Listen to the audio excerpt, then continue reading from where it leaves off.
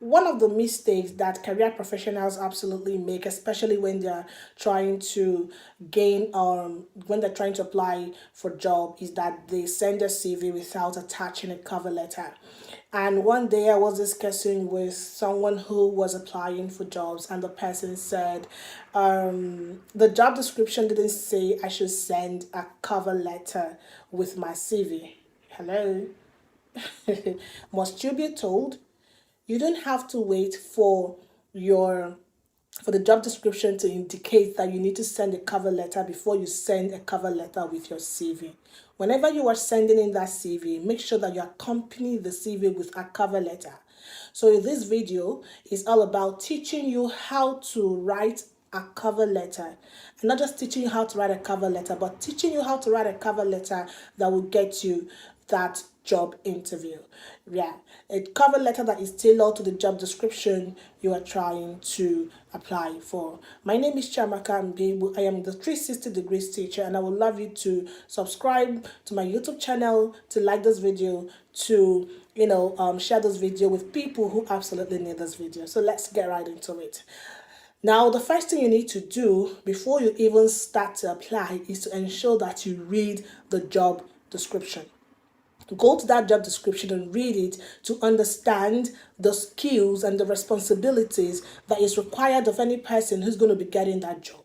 So after reading that job description, all you need to do is to now start with your cover letter, right? So you know now what the job description is, you know what the skills the person is supposed to possess. You ask yourself, if you know that you're qualified, you have the skills, and you have the experience, you can now decide to apply.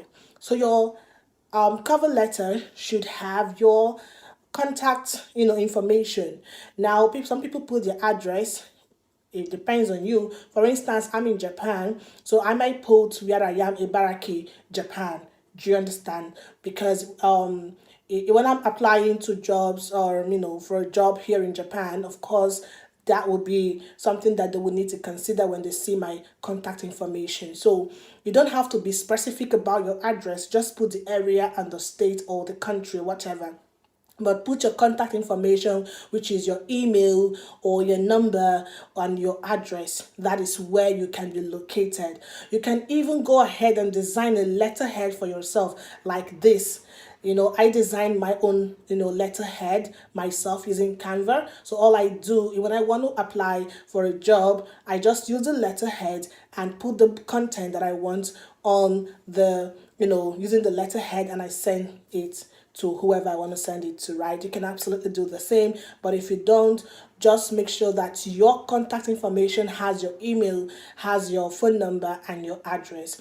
Then the next thing is to address whoever has put up that job a vacancy. For instance, if it is you are told to address a particular person, make sure you address a particular person. I've seen job vacancies where they tell you to address Mr. A.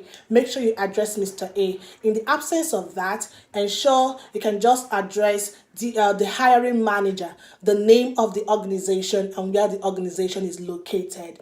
That is after your contact information and date. The next thing, you are addressing the person who is going to be reviewing that your letter. And this person most often could be the hiring manager or the human resource manager or the hiring team. It depends on you. Use your discretion, right? That is the hiring manager, the name of the company or the name of the organization, and then where it is located. Unless you are told to use a particular address, this is the basic thing you can do. After that, dear sir, the title of the letter, application for the position of blah blah blah blah blah. Do you understand? That is so simple. The first part of your cover letter should be where you are going to introduce yourself, talk about who you are, your level of experience. Look at the sample we have here.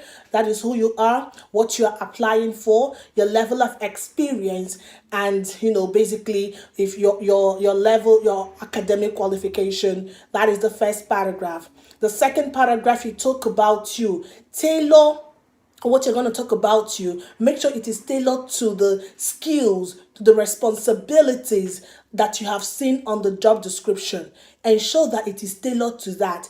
And once you can do this in, now you talk about what you've done, your result, you talk about the skills you have, you talk about the outcome you have actually bettered for other people in the past, for other organizations, right? Make sure that it is in sync with the skills that have been highlighted that you must have if you are to get that job.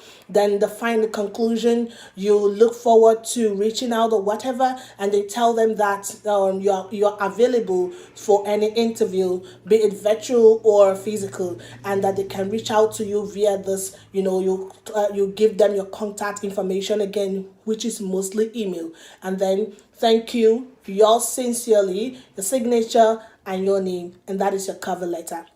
Now, another mistake is this. When you now want to apply to another organization, you have to go back and change the content. Most people will just go change the address and send the same cover letter. No, ensure that you tailor your cover letter to the job description that you are applying. Now, one of the things that have absolutely made it easier is AI. So in the next video, I'm going to talk about how you can use AI to write a cover letter in just few minutes. Yes, it is absolutely doable. A cover letter that is tailored to the job description. I'm gonna be showing you that in the next video. Remember to like my video, subscribe to my YouTube channel, and share this video with people who absolutely need it. I am the 360 Degrees teacher. See you in the next one. Bye bye.